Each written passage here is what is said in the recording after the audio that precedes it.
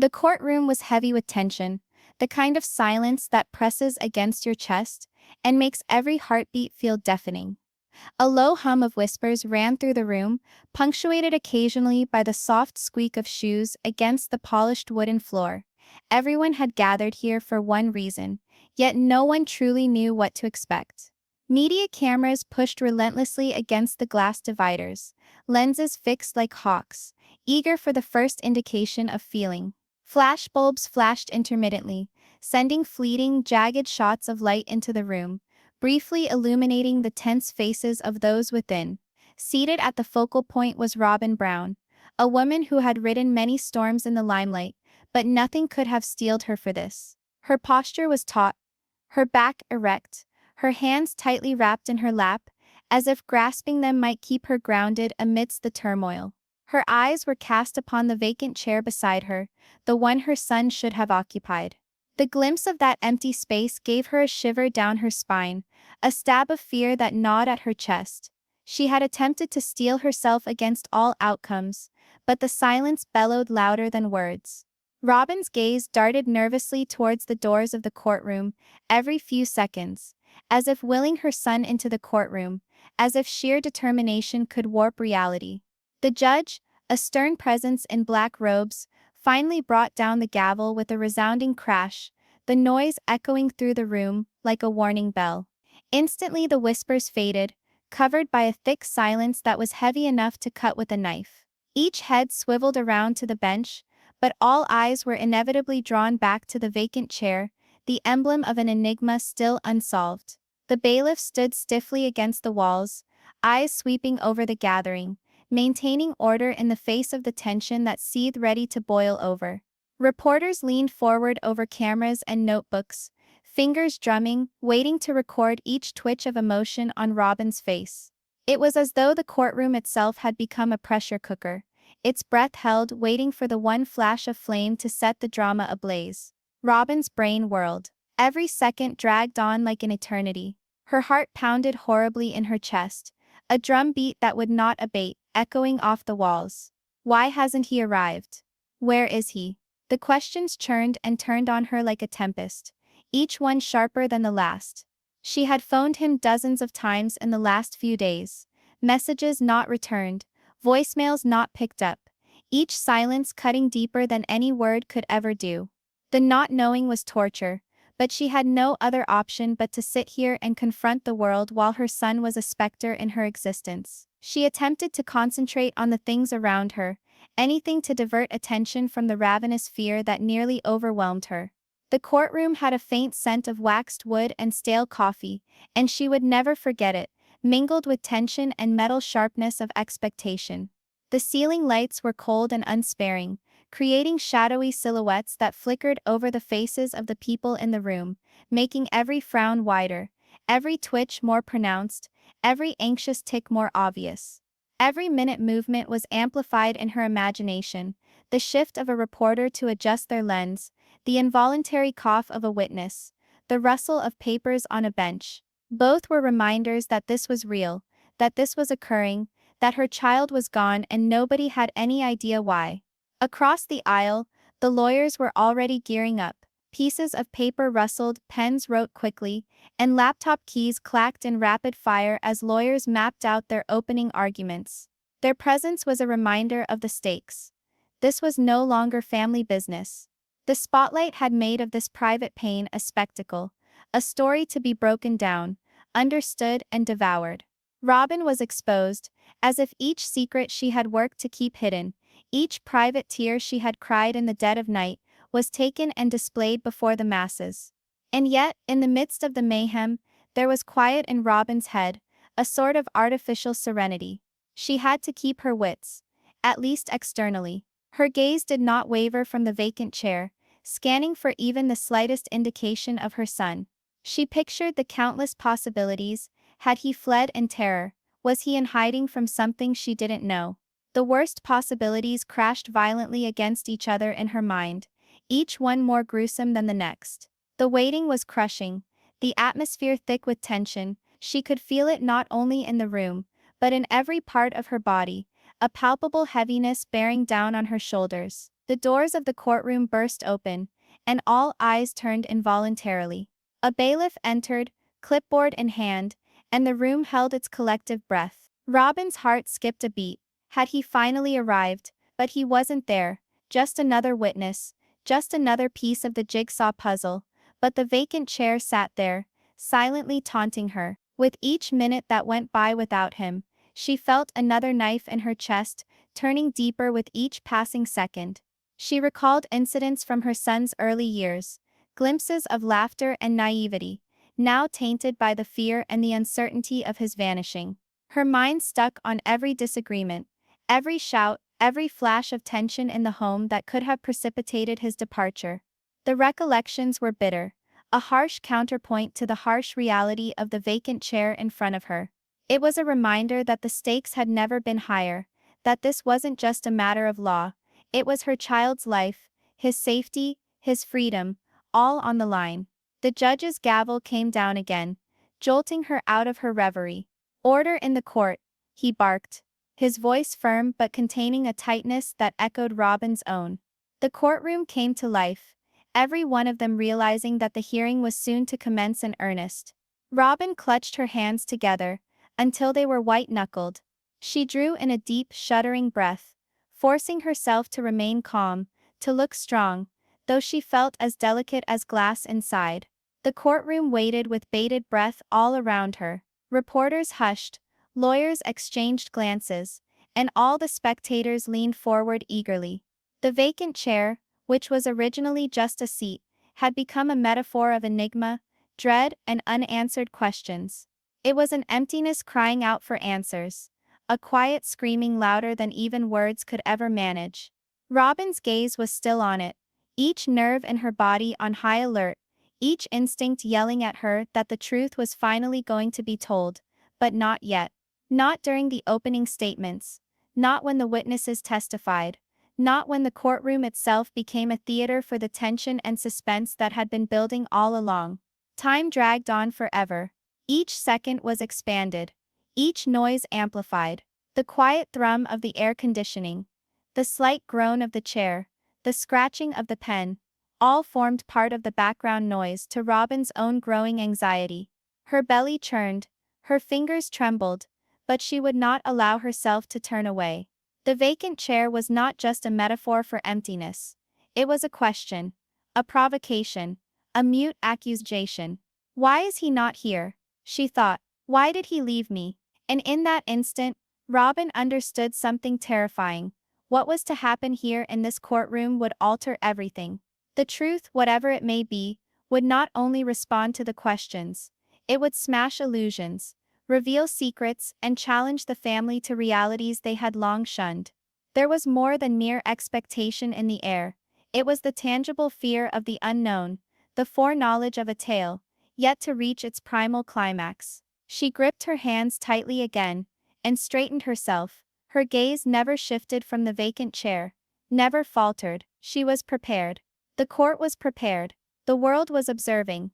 And soon the truth, however unbelievable, would have to be revealed. And judge's gavel rang out again, a stern punctuation announcing the formal commencement of the proceedings. "We will hear now from the witnesses," he stated, his tone firm but calm, slicing through the lingering tension like a razor.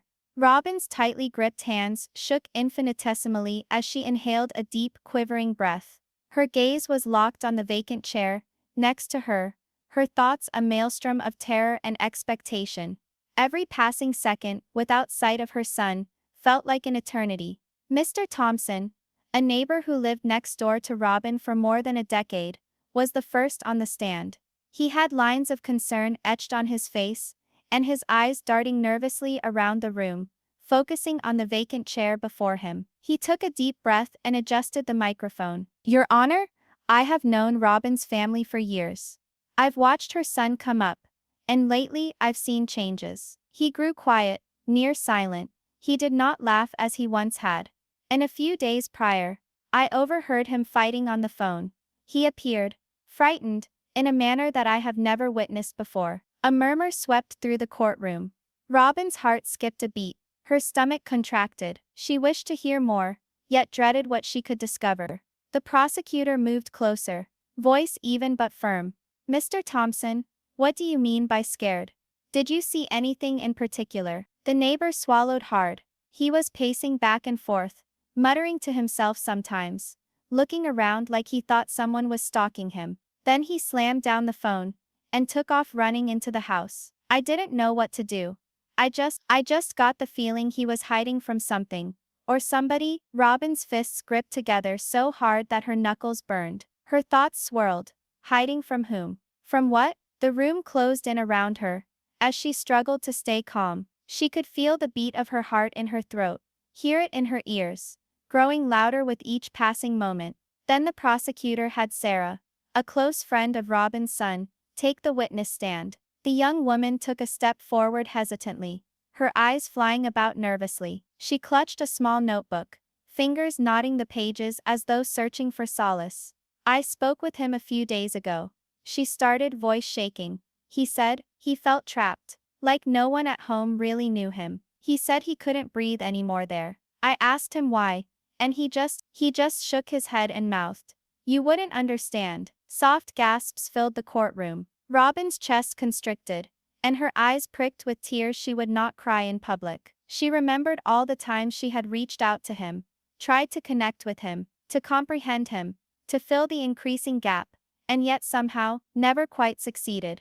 The prosecutor nodded seriously. Did he name anyone in particular, or anything which might have led him to go? Sarah hesitated. He never said names, but there was fear in his voice, genuine fear, and he said it would make things worse if he stayed at home. I think he was protecting somebody, or trying to protect himself from something he couldn't confront. Robyn had a shiver of cold run down her backbone. The words struck her like a sledgehammer. Protecting himself? Protecting someone? Her head spun with possibilities, none of them reassuring. The room remained tense as the defense attorney rose, smooth and deliberate. Ladies and gentlemen, we must consider the pressures this young man faced. Fear doesn't arise from nothing. There are layers to this story, layers that have been hidden, ignored, and suppressed. Today, those layers will start to unfold. The prosecutor called the next witness, Mrs. Keller, a teacher who had seen Robyn's son at school. She pushed her glasses up her nose,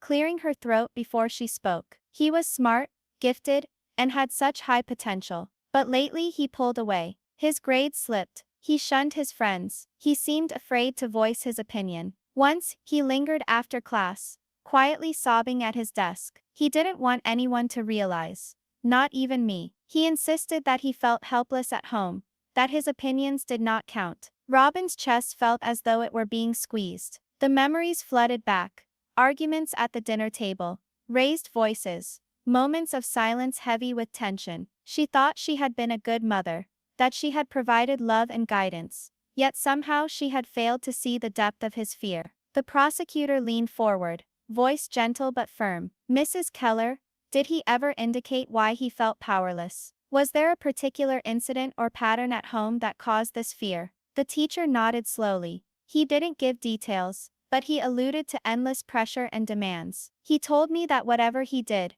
it was never good enough. He felt invisible, stuck in a trap he couldn't get out of. I told him to talk to someone, to call out, but he was afraid of repercussions. An uncomfortable silence hung in the air. Robyn's eyes began to water, and she fought to keep a cool head. Her son's terror, his pain had been overlooked, hidden behind what she had believed were normal family squabbles. And now, it had spiraled out of control to this. A courtroom, the public, the harsh glare of media scrutiny. The prosecutor's words pierced the silence. Your Honor, the evidence indicates Robyn's son departed not in anger and rebellion alone, but out of fear that had been pent up quietly, invisibly for months. Fear that had to be let out, had to be expressed. Fear that had to be heard before it was too late. Robyn's hands trembled as she brought them to her face, her palms rubbing into her cheeks. Her mind was screaming with 1,000 questions.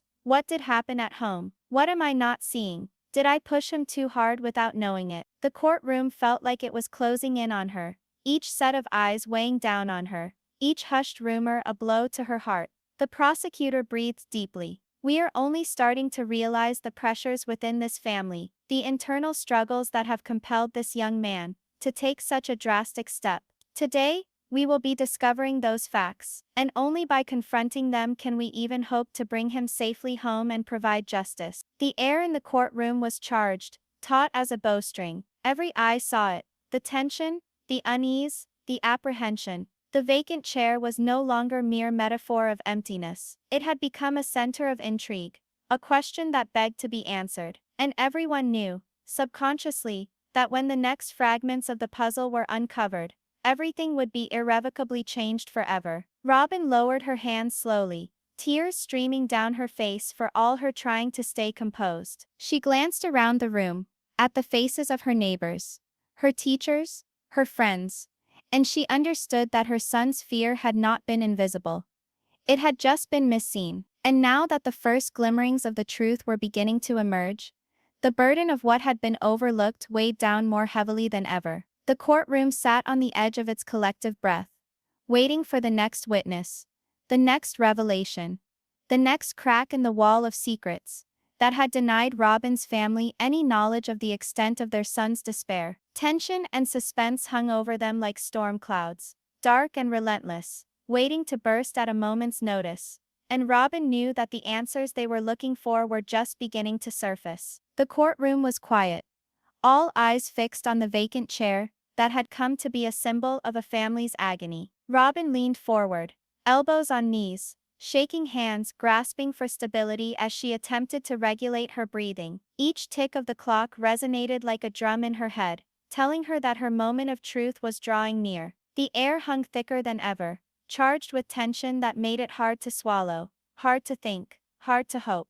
The prosecutor stood, smoothing papers on the podium. "Your Honor," he started, voice even but heavy, with seriousness. "The hour has arrived to learn from the most important source of all, the words of Robyn's son himself. We have received a video testimony, taken in private, revealing the reasons for his abrupt departure. The court and his mother have a right to hear the truth from his own words." Gasps echoed through the courtroom. Robyn's heart pounded in her chest, her stomach knotted. A video? Her son? Alive? Talking, finally exposing the secret he had kept silently all these years. The clerk pushed a button, and the screen behind the judge sprang to life. The fuzzy video depicted a familiar bedroom, poorly lit, posters on the walls, one chair in the middle. Then her son materialized, red-rimmed eyes set, staring into the camera. The courtroom descended into a stunned silence, the only noise the faint buzz of the projector. "Mom," he said unsteadily, "I didn't go because I despise you. I didn't go because I wanted to flee from love. I went because I'm scared. I'm scared of what's been going on, and I cannot just sit back and be quiet anymore. I cannot make you believe that everything is fine, because it is not." Robyn's hands darted up to cover her mouth. Her eyes opened wide, tears welling up helplessly. The judge leaned forward, face solemn, indicating that each sentence counted. "Home, it wasn't like that. There were fights, sure, but there were also threats, things said that intimidated me. I couldn't say anything to the rest of the family, because I was scared it would get worse. I had to leave to protect myself. I had to leave in order to be heard, to get to breathe without fear." The courtroom was charged with electricity. The crowd whispered to each other, some leaning forward, others sitting back as the magnitude of his words hit them. Robyn's world had been knocked from under her. She knew her family had its challenges, but the extent of her son's fear, the seclusion, the burden of the secrets he had carried, heaped upon him, it was all far more than she had ever dreamed. The prosecutor continued gently. "Does he single anyone out, or particular actions which made him feel unsafe?" Her son's eyes slipped downward marginally, but his voice didn't waver. "I can't mention names. I can't point fingers on this video. But the pressure, the manipulation, it was too much. I tried to speak out. I tried to say how I felt, but I was shut out. And the more I was shut out, the more I felt trapped. The only way to survive, to keep myself safe, and in a way to keep the rest of the family safe as well." The courtroom gasped. The anticipation was almost suffocating. All the hushed rumors, all the sneaking glances, all the fidgety movements from the rest of the family members now added up. The vacant seat, once the badge of mystery, had become a testament of truth. The harsh, bitter, unedited truth, that no one had been ready for. Robyn's knees went weak. She braced herself over the edge of the pew, holding on tight, struggling to take in the impact of her son's admission. I didn't know, I didn't see. Her mind flew back over scenes she might have blinked away, actions she might have taken otherwise, things she could never reclaim. Guilt and sorrow and love crashed inside her, stirring up a hurricane of feelings she could hardly tame. The defense lawyer stood slowly, voice measured, with all the weight of the revelation. Ladies and gentlemen, this is where it all comes down. Robyn's son did not leave in anger or spite. He left to secure his own safety and mental health. The situation at home made him do this, and it is our duty now to make sure that he is safe, heard, and supported going forward. A gentle murmur of accord rippled through the courtroom. Folks began to realize the magnitude of what had lain hidden beneath the veil of normal family disputes. The veils of fear, pressure, and isolation were now laid bare for everyone to witness. The prosecutor nodded. Your Honor, the video gives us the first clear look at the emotional state of Robyn's son. It is now imperative that we take a look at the circumstances that drove him to this place, so that we can take action to prevent damage from happening again. This is not simply a tale of a missing child. It is a tale of neglect, silence, and a need for answers. Robyn's tears streamed openly now. She no longer had the front of control that she had held for so long. Her chest labored, her hands trembled, and her eyes stayed trained on the vacant chair, no longer an empty space of secrecy, but a destination of fact. She mumbled to herself, hardly a whisper, I'm so sorry, I didn't know, forgive me. The judge leaned forward, voice solemn. The court recognizes the courage it takes for a young individual to speak the truth, even indirectly. The revelations provided here are only the beginning. We must now proceed with care, with attention, and with the understanding that the consequences of this truth will affect everyone present. The courtroom collectively breathed, tension-filled silence shattered by the beginnings of comprehension. The tale was long from finished, but the truth, now finally laid bare, had altered the dynamic completely. Robyn's family, the lawyers and even the audience were now compelled to acknowledge what had been in plain sight, the emotional distress, the terror, and the motivations behind her son's desperate act. When the video finished, the screen flickered black, leaving stunned silence for a moment. Robyn sat stock still, taking in every word, every inference. She had always thought she knew her family, knew her children, and led them through life's difficulties. But now, with this news laid out so starkly, she knew that the road ahead would involve more than leadership.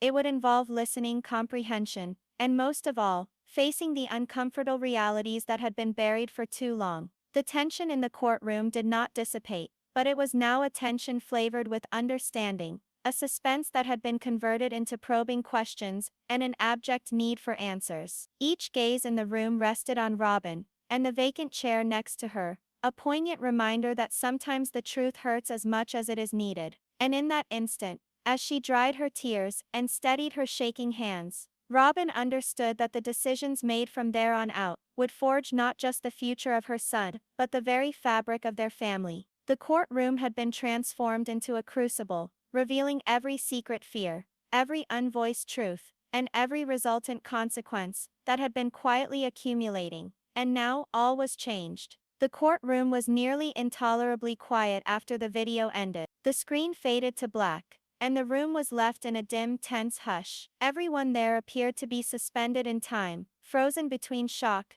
disbelief, and the beginning understanding of the truth. Robyn sat motionless, her hands still wet with tears, her heart raging. She gazed at the vacant seat, no longer a mere symbol of absence, but an excruciating reminder of the price to be paid for what had been overlooked for too long. Gradually, muttering began to spread through the courtroom. Attorneys whispered to each other, reporters scribbled wildly in their notebooks, and friends and neighbors looked at one another with brows furrowed in sympathy and worry. But for Robyn, everything had contracted to a single, agonized fact. Her son had endured silently, and she had never known the extent of his terror. The judge cleared his throat, leaning forward with a serious face. We have been presented with compelling testimony from the witnesses, and the recorded testimony of the boy himself. This court is aware of the seriousness of the emotional atmosphere that resulted in his choice to abandon home. We will now move on to the discussion of the urgent measures to be taken for his protection,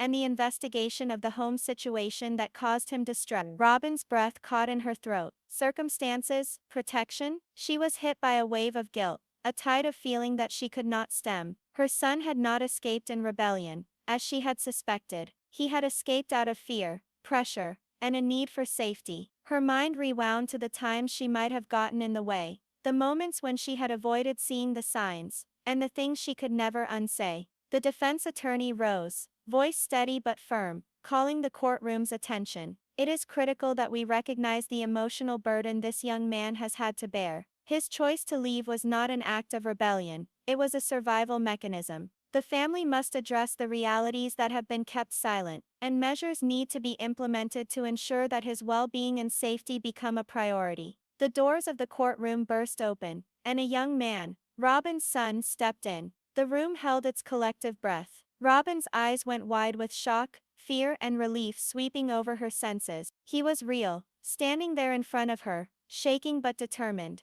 The void that had tormented her heart was filled with a feeble, abject hope. Her son's eyes met hers, and for an instant the world beyond the courtroom melted away. No cameras, no whispers, no judgments, only a mother and her child, torn apart by fear, but brought together by truth. He moved forward, escorted kindly by the bailiff, and came to a stop beside the vacant chair, a gesture of symbolism that need not speak at all. "Mom," he spoke gently, voice calm as his hands shook.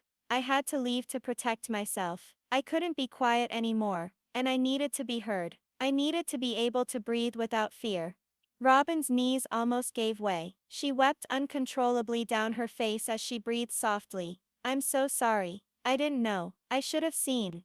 Her voice broke under the burden of her guilt, her pain, and her all-encompassing love. The judge intervened mildly. "It is a critical point. It is critical that the family start a process of reconciliation and education. The court will supervise steps to provide safety and communication while protecting everyone's emotional well-being." The prosecutor leaned forward, his voice full of measured seriousness.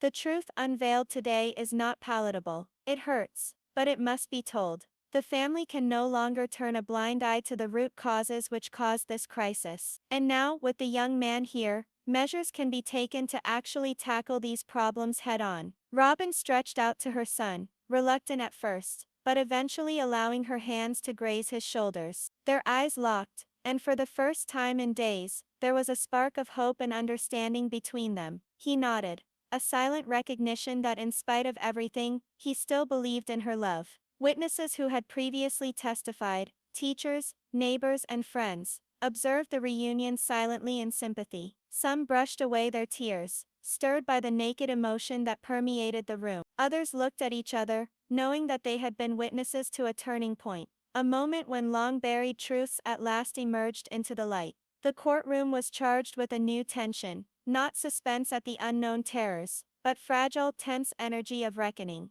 The family had been faced with things they no longer had the luxury to deny. Questions lingered. How had they missed seeing the warning signs? How would they ever trust again? How would they shield their son from now on? Robyn looked away from her son to the courtroom, her mind whirling with the magnitude of the responsibility now on her. She understood that love was not enough. She had to listen, to hear, to confront uncomfortable realities, and take positive action to mend the wounds that had been inflicted. The judge's gavel at last fell, gentler this time, indicating a break and not conclusion. "This court understands that the way forward will be hard, yet inevitable. We shall recess for the moment, but there will be more proceedings to guarantee the safety, comprehension, and reconciliation of this family. Let today serve as a reminder that silence and fear can hold repercussions far greater than we could ever dream." As the gavel came down, Robyn clasped her son's hands tightly, feeling the heat of them and the beat of life that had been so far away for so long.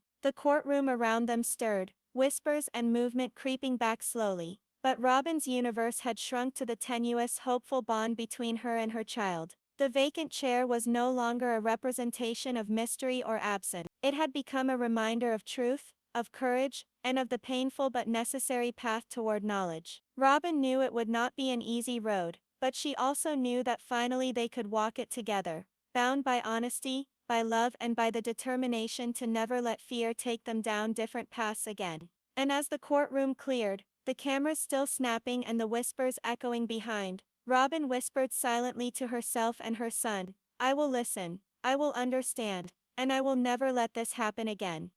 The tension was done, but the heaviness of emotion remained, a testament that silence and fear had consequences, that courage sometimes presented itself in the figure of departure, and that love, tested, could weather even the blackest tempests.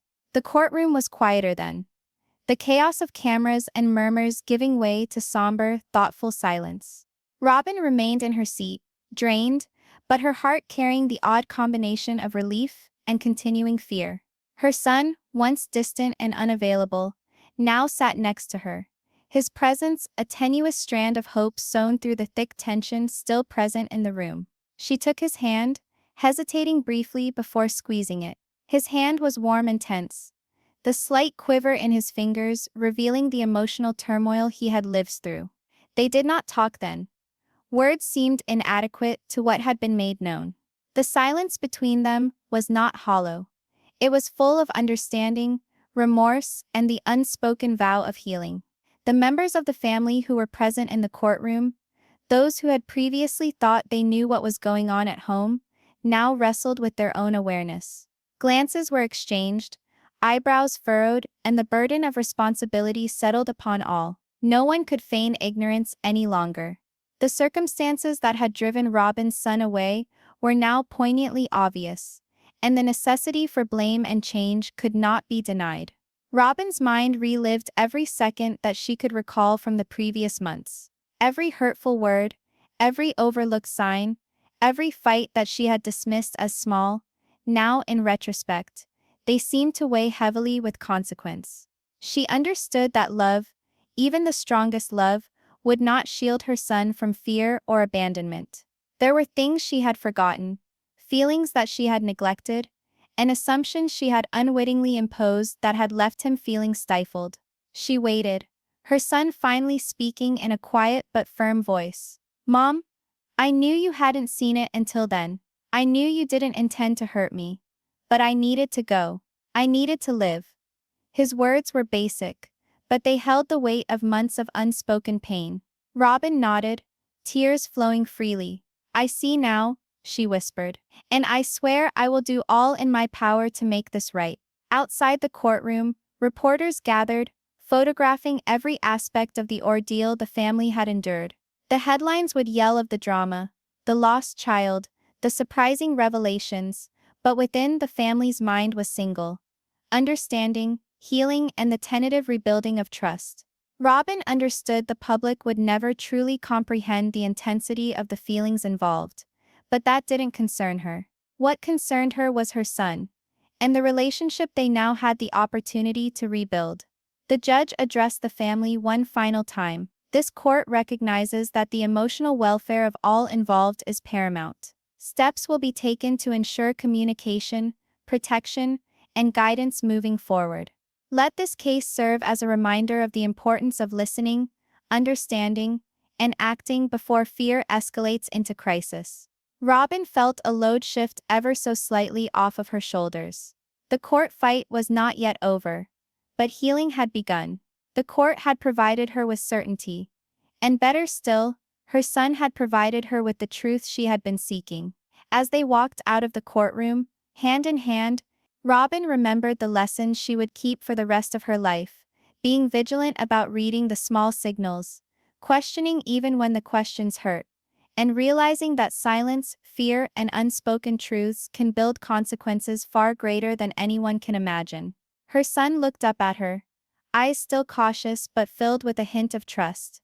"I want to try again," he said quietly. Robyn smiled through her tears. "We'll try together," she replied. Step by step, the cameras followed them. The whispers persisted. But inside, the family had begun a journey that no headline could ever capture. The journey of truth, reconciliation, and cautious hope. And although the uncertainty of the unknown had then passed, an unspoken tension remained. A reminder that while the immediate threat had been faced, the journey onward would need watchfulness, love, and bravery. Robyn had known that this was not going to be an easy or quick journey, but for the first time in months, she felt that they could walk it together. The vacant chair was lost now, replaced by the face of a child who had been silenced for far too long. It was a small triumph, delicate and precious, but it was sufficient. For Robyn, for her son, and for the family, it was the start of a new page. A page where truth, understanding, and relationship could finally lead them through the darkness of fear that had loomed like an impassable mountain.